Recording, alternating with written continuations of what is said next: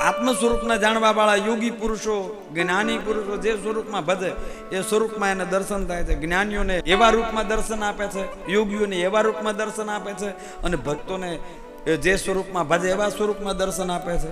પણ જ્ઞાનીઓનો પણ પરમાત્મા ગણો તો ઈ છે, જ્ઞાનીઓનો બ્રહ્મ ઈ છે, યોગીઓનો પરમાત્મા ઈ છે, અને ભક્તોનો ભગવાન ઈ છે.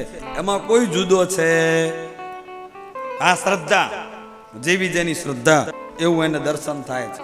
એ જુદો નથી, એ તો એકનો એક જ છે. જોવાની દ્રષ્ટિ આપણી જુદી હોઈ શકે. કબીર કુવા એક હે પનહારી અનેક, બર્તન સબ ન્યારે ન એક, પાણી સબ में એક. બર્તન સબ ન્યારે ભાઈ, પણ પાણી સબ में એક. તો જુદું તો કાંઈ છે જ નહીં. એકમ સબ વિપ્રા બહુધા બદંતી. વાક્યો સમજી લેજો, એકનું એક છે, પણ એને જુદા જુદા સ્વરૂપમાં જેણે જાણ્યું, જેવું જેણે ઓળખ્યું એવું એને આ જગતની સામે પ્રગટ કર્યું.